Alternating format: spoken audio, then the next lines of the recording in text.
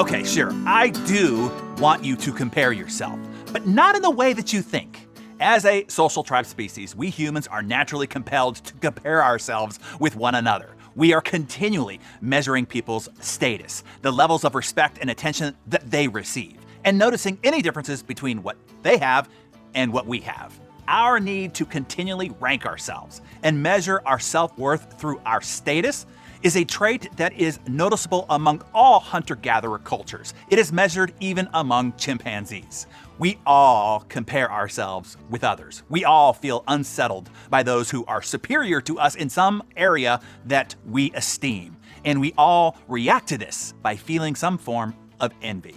It is most likely to crop up among our friend circle, our peers operating in the same profession. Sure, for some of us, this compulsion to compare ourselves can spur us on to work harder and to push ourselves to excel through our work. But it is still not a healthy form of compulsion. And for others, it can turn into a nasty envy. People who feel that they deserve to have as much as others, yet somehow feel helpless to get such things.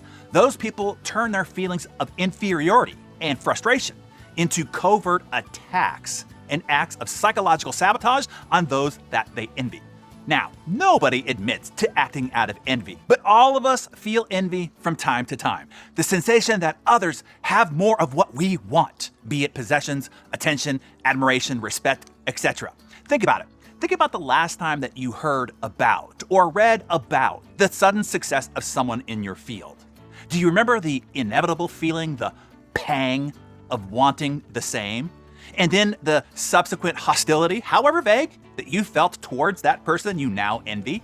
It's hard to admit, I know, because envy entails admitting to ourselves that we are inferior to another person, specifically in something that we value. Not only is it painful to admit this inferiority, but it is even worse for others to see that we are feeling it. And so what happens is almost as soon as we feel the initial pangs of envy, we are motivated to disguise it even to ourselves. It is not envy we feel, no. It is the outrage of unfairness at the distribution of goods or attention that should have been yours, but it was unjustifiably given to others. This unfairness has us feel resentful, even angry. We see this outrage played out all day, every day. Furthermore, you sell yourself on the idea that the other person is not really superior, but simply lucky, or overly ambitious, or even unscrupulous. That's how they got where they are. Having convinced ourselves that it is not envy, that it is motivating us, oh no, it makes it very difficult for others to detect the underlying envy. They see only our anger, our outrage, our indignation, hostile criticisms, poisonous praise, and so on. You must recognize the early warning signs of you putting out the envy vibe, or that it's coming at you. Some telltale signs are this: over-gushing praise, not necessarily deserved, and bids for friendship that seem effusive and out of proportion. Subtle digs at you under the guise of good-natured humor, and a general apparent uneasiness with you and your success. You can feel it. You gotta trust that. Comparing ourselves to others allows them to drive our behavior. This type of comparison is between you and somebody else. And you can be anything, but you can't be everything yourself. When we compare ourselves to others, we are often comparing their best features against our average ones. You are comparing somebody's outside persona with your inside one. You are comparing their front of stage life with your back of stage reality. As Theodore Roosevelt said, comparison is the thief of joy. When you compare, you despair. Comparison is the primary sin of modern life, so let's stop it. Here's what I want you to do. I want you to compare yourself to the one thing that you're better at than other people on the planet. I mean, bar none, this is the one that you're better at. What is that? What is the one thing that you are undoubtedly, unquestionably better at than anyone on the planet and anyone who's ever lived before you? The answer is being you. No one can be you better than you. It's the only comparison game that you can win. And luckily, it is the only game you're actually only in.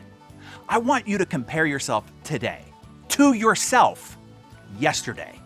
I want you to compare yourself tonight to yourself this morning. I want you to continually compare your attitude, your behavior, your performance to your best self.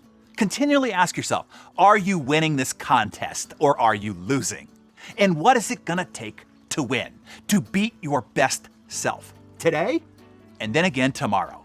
As Michael Jordan said, he said, I don't have any competition. I'm not competing with anyone else. I'm competing with what I am capable of.